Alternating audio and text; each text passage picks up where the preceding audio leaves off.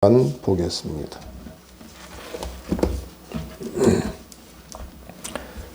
이사야 32장 1절 2절 봉독에 올립니다. 보라, 장차 한 왕이 공의로 통치할 것이요 방백들이 정의로 다스릴 것이며 또 그 사람은 광풍을 피하는 곳, 폭우를 가리는 곳 같을 것이며 마른 땅에 냇물 같을 것이며 곤비한 땅에 큰 바위 그늘 같으리니. 아멘. 요즘 뉴스를 보면은 참으로 눈살 찌푸리는 한 사람을 계속해서 공개하는 부분을 보게 되는데, 그 중에 보면 역대 대통령 선거에도 몇 차례 나오고 또 하늘궁이라고 하는 그런 단체를 만들어서 그곳에 들어가는 모든 이들이 천국보다 더 좋은 백궁에 들어간다 하는 헛된 소리를 통해서 미혹하는 그런 허모시의 소리가 매번 뉴스를 지금 통하여서 전해지고 있고, 또 오래된 우유에다 흑영령 이름만 적으면 그것이 불로유가 된다, 죽지 않고 영원히 산다, 그렇게 해서 알지 못하는 많은 이들을 미혹하고 그리고 그곳에서 생명이 죽어가는 그런 소식도 듣게 됩니다. 하늘궁이라고 하는 그곳은 이 허모시가 마치 왕이 되어 통치하는 곳 같은 그런 그 통치의 결과가 죽음이고 사망이고 사기당하는 일들이 많이 일어나지요. 이 통치자가 누구인가? 그곳에 있는 백성의 행복과 불행이 좌우될 수밖에 없지요. 여기에 우리나라의 대통령, 또 어떤 왕이 통치하는 시대에 살고 있느냐, 그것은 그 백성의 행과 불행을 좌우하기 때문에 굉장히 중요하지요. 특히 그 우리나라 대통령 왕을 보면 참 아쉬운 마음도 많이 있습니다. 앞으로는 좋은 대통령들이 세워질 것을 하나님 앞에 기도하고 있고, 특히 역대의 그 링컨 대통령 같은 이들을 보면 참 부럽습니다. 그 나라 국민뿐만 아니라 전 세계의 많은 사람들이 부러워하는 그런 위대한 통치자가 아니겠습니까?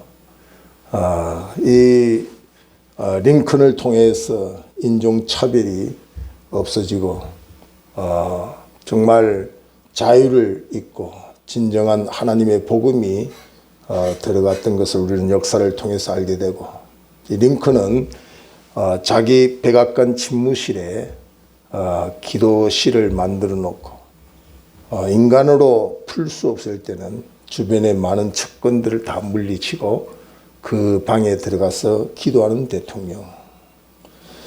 인간의 힘으로 역부족할 상황 속에서 빨리 무릎을 꿇고 그의 집무실에서 기도하는 대통령, 참 부럽죠. 우리나라도 이런 대통령이 세워지면 좋겠다 하는 생각을 해봅니다. 그 아래 통치받는 백성들의 기쁨과 즐거움과 행복이 얼마나 크겠습니까? 성경의 역사를 보면은 사울 같은 왕을 폐하시고 또 다윗 같은 왕을 세우는 그런 역사를 우리가 보면서 하나님께서 이 민족 위에도 정말 이런 아름다운 통치자가 세워지기를 원하는 마음 간절합니다. 오늘 본문에 보면은 1절에 보라 하고 주의를 환기시키고 정말 방황하고 배회하는 많은 무리들을 향하여서 말씀하시기를 집중해서 보라 하는 그런 말씀을 하고 있습니다. 여기 무엇을 보라고 말씀합니까? 장차 한 왕이 공의로 통치할 것이요 하는 한 왕을 주목하라고 성경은 말씀을 하고 있습니다. 지난주에는 한 아기를 주목하며 아기 예수님으로 구주로 오신 복음을 전했습니다. 그 선물을 받아 누리는 자에게 주시는 큰 복을 우리가 다 받아 누리며 이 기쁜 성탄을 하나님께 영광을 올리자고 말씀을 드렸습니다. 여기 왕은 세상에 여러 왕들 중에 한 왕이 아니라 특별한 왕입니다. 완벽한 왕입니다. 그의 통치는 공의로 통치한다. 그렇게 말씀합니다. 여기 공의를 통치한다는 것은 바로 기준이 있고 또 중심이 있고 환경과 여건, 시대에 따라 변함이 없는 언제나 의로 다스리는 통치자다. 그런 말입니다.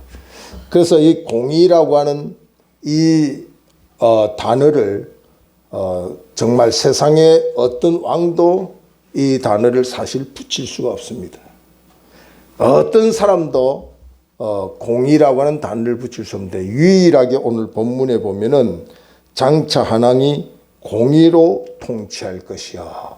환경이 어떻게 변하든 세월이 어떻게 되든 그의 중심과 기준이 변함없이 백성을 향하여 백성의 유익을 위하여서 다스릴 그런 공의의 왕을 우리에게 소개를 해 줍니다.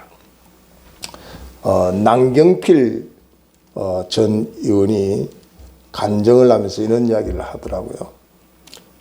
자기는 정말 하나님의 은혜도 많이 입었지만 정치에 입문하면서 예배를 예배같이 드려지지 않은 그런 자기의 모습을 발견할 때가 많다는 거죠. 특히 그 성탄절이라든지 또 선거철이 되면 교회에 가서 예배의 횟수는 그 어느 때보다 많다고 그래요.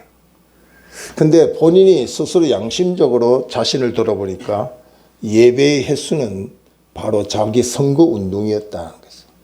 하나님의 영광을 위해서 예배자가 아니라 자기의 이익과 자기의 성공의 발판을 위해서 예배를 사용했을 뿐이라는 사실을 양심적으로 고백하면서 다 윗선이고 형식이었다는 자신을 고백하는 것을 본 적이 있습니다. 정치인들에게 공의와 정의를 기대할 수가 없지요. 시대와 환경과 상황 따라 바뀌는 그들의 모습 속에서 우리에게 공의의 대통령, 공의의 왕, 정의의 대통령, 정의의 왕을 구하기는 참으로 어리석을 것입니다. 그래서 오늘 우리에게 시대가 우리를 낙심하게 하고 또 환경을 따라 변하는 우리 속에서 우리가 주목할 것은 한 왕, 오늘 예사야 선지자를 통해서 우리에게 보라고 주의를 환기시키며 집중하라고 하는 그 왕이 오늘 본문에 우리에게 소개되고 있다는 사실입니다. 근데 저는 이제 이 지난주에도 성탄절에 대하여 설교하고 이번 주도 또 내일도 성탄절에 대해서 성탄 메시지를 준비하면서 제 양심적으로 굉장히 뭔가 식상해 느껴지는 그런 모습 또 그런 마음을 부정할 수 없습니다. 제가 전하는 이 성탄 메시지는 너무너무 놀라운 일이 아닐 수 없습니다. 아기 예수님으로 우리에게 주신 그 선물 성탄의 소식은 고통을 종식시키고 흑암을 물리치고 멸시의 삶을 종식시킨다. 추수하는 추수꾼의 즐거움이 그 안에 있고 전쟁터에 나가서 승리하여 적의 탈취물을 찾아 나누는 즐거움이 있고 다시는 전쟁이 없는 평화의 그 즐거움이 아기 예수님 성탄을 통하여서 이루어진다고 말씀을 했어요. 근데 여전히 고통에 대하여서 어쩔 수 없는 우리의 모습이나 또 흑암 속에 있는 모습이나 멸시 속에 있는 모습 속에서 여전히 기쁨이 없고 여전히 즐거움이 없는 누구라 할 것 없이 설교를 하는 나에게도 그런 모습이 있는 것 같아서, 자, 아무리 좋은 말씀이 있지만, 아무리 좋은 말씀을 전한다고 하지만, 이것에 대해서 왜 이렇게 내 안에서 이 말씀이 입증되지 못하고 삶 속에 증명이 못 될까? 그런 갈등과 고민 속에서 설교를 준비하고 전하고 있다 생각을 하니까 참 안타깝더라고요. 왜 그럴까? 여러분, 아기 예수님을 선물 받은 저와 여러분에게 고통이 떠난다고 하는 이 사실에 대하여서 여러분 어떻게 생각합니까? 어떤 고통인지 개인마다 다르지만 그 고통이 성탄의 메시지 안에서 떠나간다고 하는 이 말씀이 전해지면 우리는 너무너무 기뻐야 되잖아요.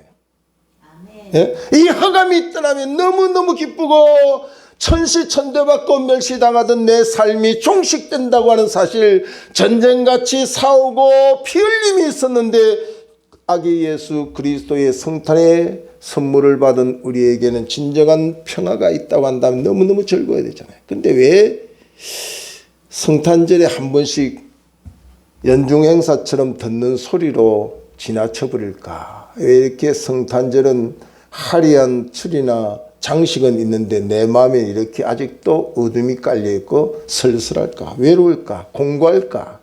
여러분 그렇게 생각을 해보지 않습니까? 이것에 대해서는 이 말씀을 주셨지만 그 말씀이 나의 말씀으로 받지 못하는 문제가 있어요. 아무리 주님이 죽었다가 3일 만에 다시 살아나셨다, 부활이라고 하는 사실에 대해서 소개를 해줘도 그것이 나의 부활이 되지 못한다면 아무 의미가 없잖아요. 성탄의 선물이 마치 크고 놀란 일이고 큰 기쁨이라 어떤 슬픔도 덮을 수 있는 복음이라 할지라도 나의 성탄이 되지 못하면 의미가 없잖아요. 근데 이 나의 성탄에 대하여서 이루어지려면 약속의 복음을 믿어야 돼요. 약속은 어느 한쪽에서만 지킨다고 되는 게 아니에요. 상방의 문제입니다. 상방. 하나님은 이 복음을 주셨고 우리는 그 복음을 믿고 따르면 그 약속된 복음이 내 복음이 되고 그것이 은혜로 충만할 수 있지만, 이 좋은 복음을 아무리 소개하고 전하고 지난주도 전하고 이번 주도 전하고 내일도 전할 텐데 이 좋은 소리를 아무리 목사 입을 통하여 전해진다 할지라도 그것을 나의 복음으로 나의 성탄으로 받아들이지 못한다면 전하는 자나 듣는 이가 아무 의미가 없어요. 상방의 문제. 한 손으로는 박수를 쳐봐야 소리가 안 나잖아요. 양손이 마주칠 때 손뼉에 소리가 나고 역사가 일어나는 것처럼 지난주에 전해진 말씀도 나의 말씀으로 받아들일 뿐 아니라 오늘 우리에게 주시는 말씀, 보라! 모든 급한 일이 있어도 이것보다 급한 일이 없어요. 보라! 소개하고 있는 왕 되시는 성탄하신 예수 그리스도. 우리가 세상에 아무리 분주하고 급한 일이 있고 할 일이 많아도 오늘 성경에서 말씀하신 것은 누구에게 하는 게 아니에요. 나에게 하시는 말씀. 나보고 보라는 거죠. 다른 어떤 것보다도 거기에 집중해라. 무엇을 보라는 거예요? 정의와 공의로 통치할 너의 왕, 너를 통치하는 왕을 보라는 거죠. 이번 성탄에 이 왕을 집중하지 못하면 우리는 아무 의미가 없어요. 오늘도 역시 이전에 있었던 성탄절과 하나도 다를 게 없네. 이렇게 하고 지나갈 수밖에 없어요. 하나님의 약속의 복음은 그래서 구약이라 옛 약속, 신약 새로운 약속, 성경 말씀 다 약속의 약속. 그러니까 하나님이 일방적으로 아무리 복을 주겠다 성탄의 메시지를 아무리 전해도 우리가 그 말씀을 삼가 듣고 지킬 의지가 없으면 아무 의미가 없다는 것입니다. 근데 이 왕의 통치가 세상의 어떤 왕하고 다르기 때문에 오늘 이 왕을 우리에게 집중하라고 그러고 주목하라고 그러고 그 왕을 통해서 통치된 우리의 삶, 우리의 심령, 우리의 가정과 교회, 나라에게는 이런 하나님의 약속의 복을 허락해 주실 것을 말씀하는데 2절에 보니까 또 그 사람은 광풍을 피하는 곳이 될 거다. 성탄하셔서 우리에게 약속하신 이 복음 중에 이 왕이 통치하는 곳에 강풍을 피하는 하나님의 약속이 있다는 거죠. 강풍을 피하는 것. 여러분, 이 강풍이 무슨 바람입니까? 글자 그대로 미친 바람이에요. 미친 바람. 우리의 삶 속에 원하지 않는 광풍이 몰아칠 때가 너무 많습니다. 요즘 단톡방이 많이 있잖아요. 저도 많이 나가기도 하고 또 단톡방을 올려도 원치 아니해서 별 관심도 안 가지고 있는 데도 있지만 꼭 관심을 가지고 마음을 합해서 그 단톡방에 참여하는 그 중에 보면 지난주도 2-3건이 계단에서 굴러 떨어져서 다리를 다쳤으니 긴급 기도해 주세요. 며칠 날 수술하게 됐습니다. 왜 이렇게 계단에서 떨어져서 다리 다친 사람들이 많이 나타날까요? 오늘같이 눈이 많이 오는 곳도 여러분도 조심해야 돼요. 걷는 것마다. 근데 저도 예전에는 걷는 거에 대해서 걱정을 별로 안 했어요. 언제부턴가 이 다리 힘이 예전같이 않는 것 같아요. 그래서 예전에는 왜 지팡이를 저렇게 짚고 갈까? 왜 이렇게 옆에 저 보조물 그런 손잡이를 저렇게 짚고 갈까? 거기에 대해서 크게 마음이 와닿지 않았어요. 근데 역시 이제 나이가 조금 먹어간다는 느낌이 드는 것이 이 걷는 게 틀려요. 계단을 내려올 때도 예전은 펄펄 나르듯이 막 뛰어오르고 내리고 막 그랬는데 요즘은 뭔가 조심해야 되는 그런 느낌을 가질 때가 상당히 많아요. 여러분, 우리가 사는 세상에는 내가 원하는 건강만을 가지고 행복하게 살 수 없어요. 생각지도 못한 질병의 강풍이 나에게 몰아칠 때 있어요. 두 무릎이 수술했다고 하는 소식을 들은 지가 얼마 안 되는데 무릎이 수술하고 나니 뛸 듯이 기쁘다고 했는데 암에 걸렸다고. 이거 뭐 참 예기치 않는 일들, 인간의 힘으로는 도저히 방어할 수도 없고 속수무책인 이런 강풍 속에서 사람들은 절망하지, 고통스러워하지.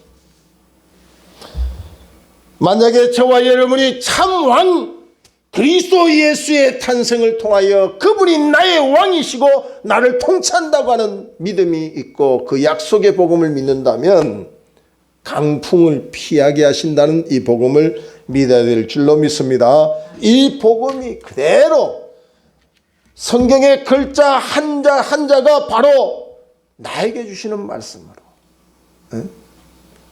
기록된 말씀이 내 말로 들려지는 그 사실이 우리에게 복음이 되는 거죠. 성경 연구한다고 해서 복음이 되는 게 아니에요. 예기치 못하는 가난이 우리에게 광풍으로 닥쳐올 때도 있습니다. 그때마다 우리에게 말씀하십니다. 보라! 네가 감당할 수 없는 미친 바람 같은, 네가 잠재울 수 없는 그 바람 가운데 너는 보라! 정의와 공의로 너를 위하여 다스릴 왕을 보라는 거죠. 왕을 보라.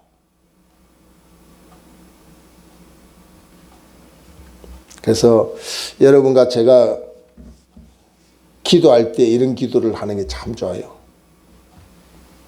나의 왕이신 주여, 내 마음에 오셔서 내 마음을 다스려 주십시오. 그게 참 중요한 기도더라고요. 예전에는 그런 기도를 별로 못 했어요. 예. 나의 왕이시여, 우리의 가정에 오셔서 우리 가정을 통치하여 주십시오. 이 왕이 공의와 정의로 통치할 좋으신 예수 그리스도이심을 깨닫고 난 뒤부터는 절대적으로 그분의 통치가 그리운 거예요. 그분의 통치가 너무나도 사모하고 너무나도 귀하다는 사실을 알게 되는 거죠. 우리의 삶의 여정 속에서 고린도후서 1장 8절 9절에 보면 힘에 겹도록 심한 고난을 당하여 살 소망까지 끊어지고 자신이 사형선고를 받은 것 같이 여겨질 때에 자신을 의지하지 말고 죽은 자를 다시 살리신 하나님을 의뢰하게 하십니다. 하나님이 인간의 몸으로 아기로 또 왕으로 오신 그 사실에 대하여서 우리가 주목할 때 약속의 복음인 강풍을 피하게 하는 왕의 역사를 우리가 알게 되는 거죠. 두 번째는 보면 이 왕의 통치를 통해서 우리에게 나타나는 현상은 폭우를 가리운다. 폭우라고 하는 것은 막 그냥 걷잡을 수 없이 쏟아붓는 그런 비를 말하는 거 아닙니까? 저는 그 시편 32편 1절 이하의 말씀을 종종 기억하고 묵상할 때 많습니다. 허물의 사함을 받고 그 죄의 가리움을 받은 자가 복이 있다. 허물의 사함을 받고 그 죄의 가리웠다. 그러니까 죄가 없는 게 아니죠. 죄를 가리워줬다. 뭘 통해? 십자가 보혈로. 십자가 보혈을 그쳐버리면 죄는 여전히 있는 거예요. 그러니까 우리가 죄가 없고 허물이 없어서 의인이 된 게 아니라 가리워준 복음. 이것이 바로 폭우를 가리웠다. 우리를 침몰시키는 죄악의 폭우, 우리를 침몰시키는 세상의 많은 폭우들 가운데 이 복음이 우리를 가리워줬다. 가리워준 이 사실에 대한 믿음이 얼마나 중요한지 모릅니다.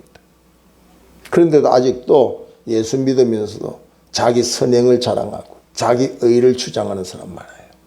내가 보기에는 자기를 기준 삼아가 남을 정죄하고 심판하는 사람들. 진짜 복음을 깨달은 사람들은 자기 보기에 이런 판단, 이런 비판 줄여야 돼요. 안 하는 것이 더 좋습니다. 저도 습관처럼 내가 보기에는 이런 말을 할 때가 있어요. 그때 깜짝깜짝 놀래요. 내가 무슨 정석이 아니고 내가 100% 완벽한 것도 아닌데 뭔 내가 보기에는 이런 말을 너무 많이 사용하잖아요. 자기 의가 너무 강하면 남을 정죄하기 쉽고 남을 비판하기 쉬워요. 오직 완벽한 분은 우리를 통치하시는 왕 되신 그리스도, 성탄하신 그리스도만이 온전히 의가 완전하다는 사실을 기억하고 나의 죄와 허물을 가려줄 수 있는 그 폭우에서 나를 가려주는 이 성탄의 메시지가 저와 여러분의 것이 되기를 주의 이름으로 축원합니다. 그래서 우리는 선행이나 어떤 자력의 힘으로써 이 폭우를 이길 수 없어요. 오직 십자가의 은혜요. 6월절의 사건 속에서도 보면은 그 안에 도덕적으로 의로운 자가 있었기 때문에 재앙이 뛰어넘어간 것도 아니에요. 그 안에 무슨 재벌이 있기 때문에 재앙이 뛰어넘어간 거 아니에요. 그 피를 보고 지나간 거죠. 그 피를 보고 폭우를 가려주는 성탄하신 예수 그리스도, 그분의 피가 우리의 재앙을 건너가는 것처럼 우리는 날마다 그 은혜 속에 거할 수 있기를 주의 이름으로 축원합니다. 특히 이사야 26장 20절에 보면 내 백성아 갈지어다 내 밀실에 들어가서 내 문을 닫고 분노가 지나기까지 잠깐 숨을 지어다.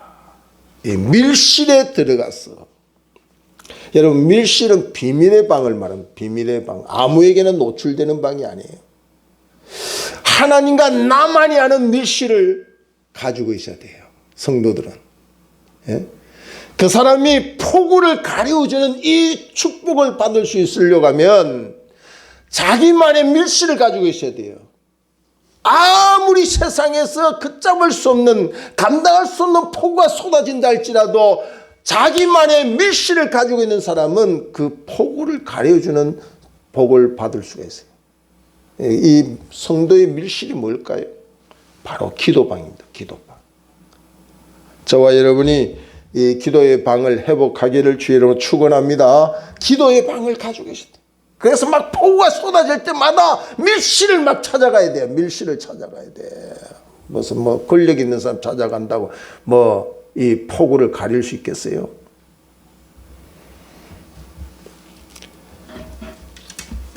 이분의 통치 아래 주어지는 세 번째 그 복은 2절에 보니까 마른 땅의 냇물 같은 복입니다. 마른 땅의 냇물이다.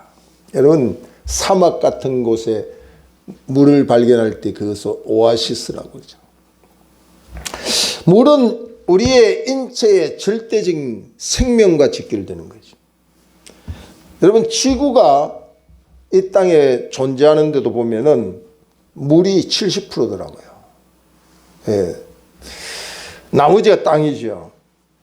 근데 참 우연의 일치인지 모르지만 이 지구와 똑같이 우리 인간의 인체가 70%가 물이에요.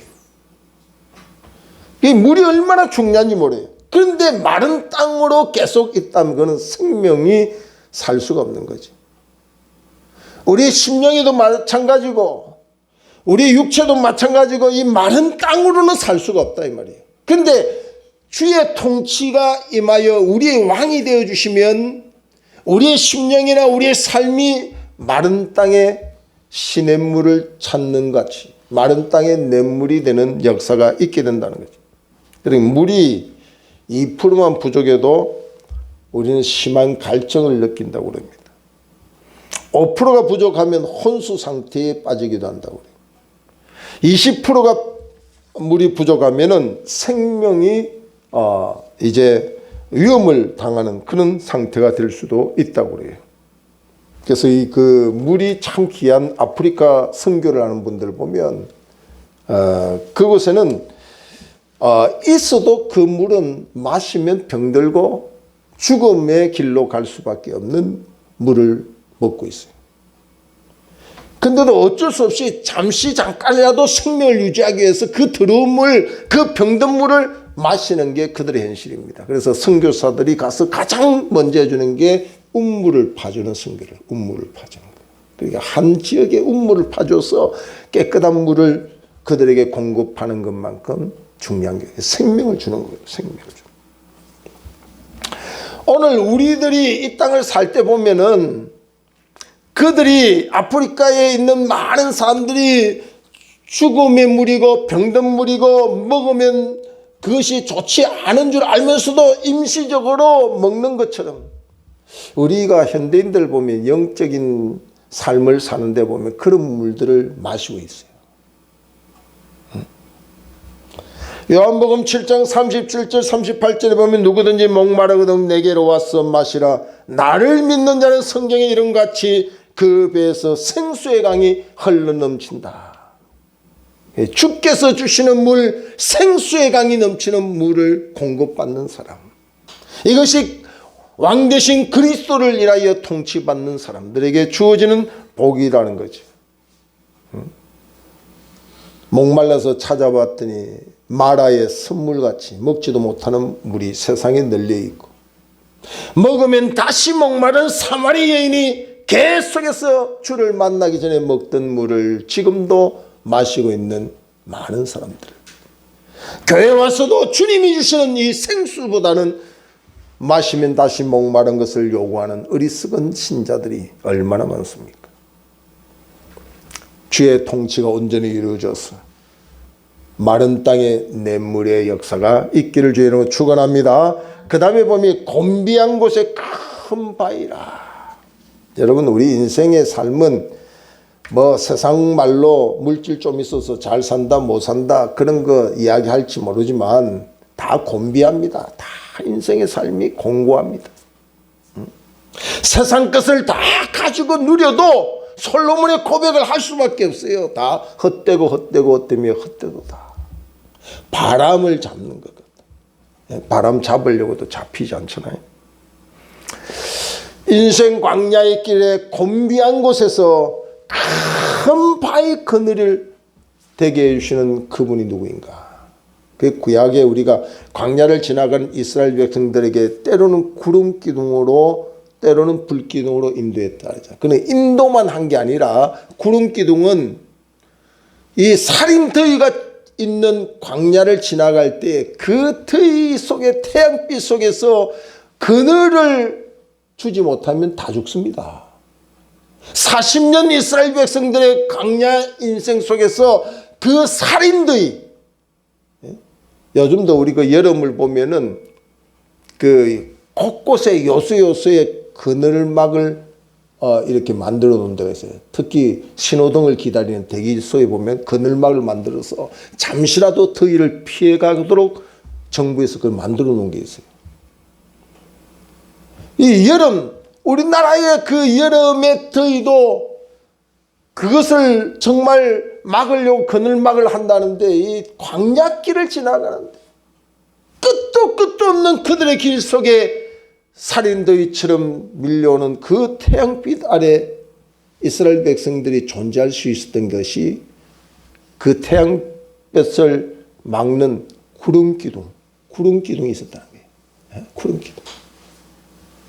참 신기하잖아요. 그러니까 그냥 구름기둥이 있었다, 불기둥이 있었다, 그렇게 생각하면 돼요. 또 이것이 낮에는 그렇게 살인더위지만 저녁이 되고 밤이 되면 추워서 어쩔 줄 모르게 광야 길입니다. 그 추위를 보호하기 위해서 불기둥이 있었다는 거예요.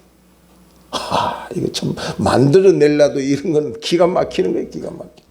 야, 어떻게 이렇게 세밀하게, 어떻게 이렇게 한 인생을 보호하시기 위하여서 곤비한 곳에 큰 바위로 우리에게 통치하실까? 참 감격스럽지 않습니까? 이런 왕의 역사가 우리에게 있기 위해서 우리가 두 가지를 해야 됩니다. 이 약속의 이 복음이 이루어지기 위해서 우리가 해야 될 일이 있다. 그게 뭐냐면 절대 순종입니다. 순종. 여러분, 순종은 내가 할 수 없는 것을 하라고 하는 겁니까? 내가 할 수 있는 것을 하라고 하는 거예요. 순종은 오늘 잘 생각해 봐요. 내가 할 수 없는 걸 하라고 하는 거예요. 내가 할 수 있는 걸 하라는 거예요. 순종은 내가 할 수 있는 것을 명령하는 것을 순종이라는 거예요.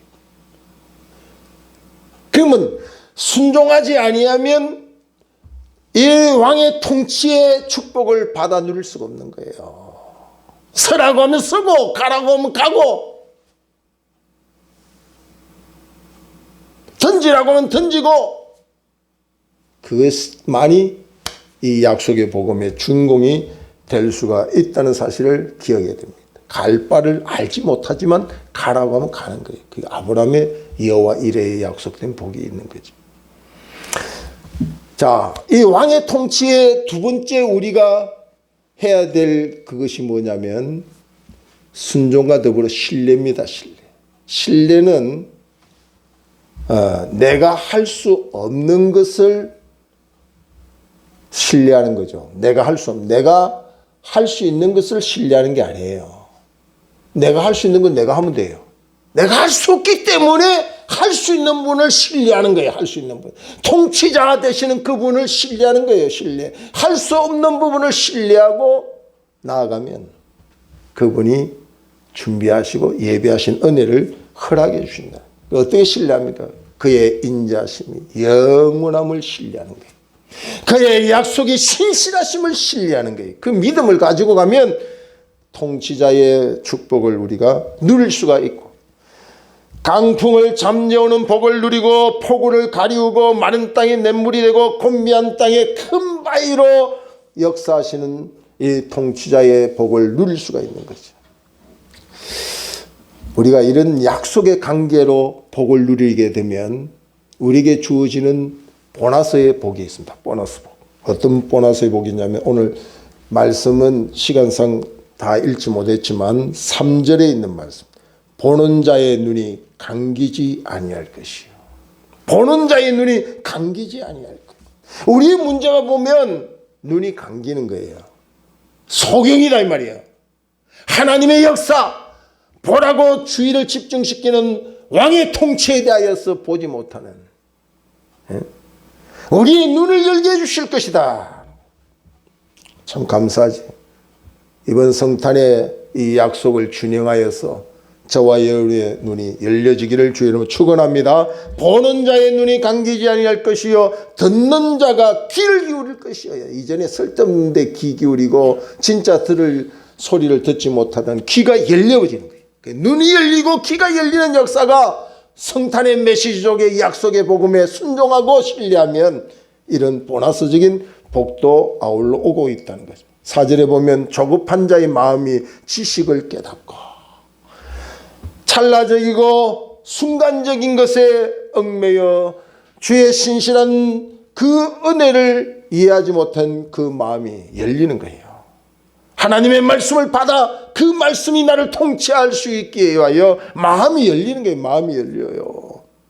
그 다음에 어눌한 자의 혀가 민첩하여 말을 분명히 할 것이라. 이 혀가 열려요. 혀가. 예? 자기의 이익만을 위해서 이야기했던 지난날의 삶의 혀가 아니라 이제는 똑똑히 주의 복음을 전가하고 성탄의 메시지를 전가하고 우리를 통치할 왕에 대하여 전가하는 정인으로서의 사명을 감당하는 혀로 열리는 거예요. 그래서 왕 대신 그분의 통치 아래 눈이 열리고 귀가 열리고 마음이 열리고 혀가 열렸어. 우리의 삶의 그 자체가 8절에 존귀한 자는 존귀한 일을 계획하나니 그는 항상 존귀한 일에 서리라. 8절의 말씀이 너무너무 아름다운 말씀. 존귀한 자는 존귀한 일을 계획하나니 그는 항상 존귀한 일에 서리라. 존귀한 일, 생명 살리는 일, 왕이 통치하여 이룬 그 나라를 전가하고 그 생명의 복음을 전가하는 내 혀가 되어 존귀한 일에서는 존귀한 자의 복을 다 누리기를 주의 이름으로 축원합니다. 기도하겠습니다. 감사와 영광을 하나님께 올려드립니다.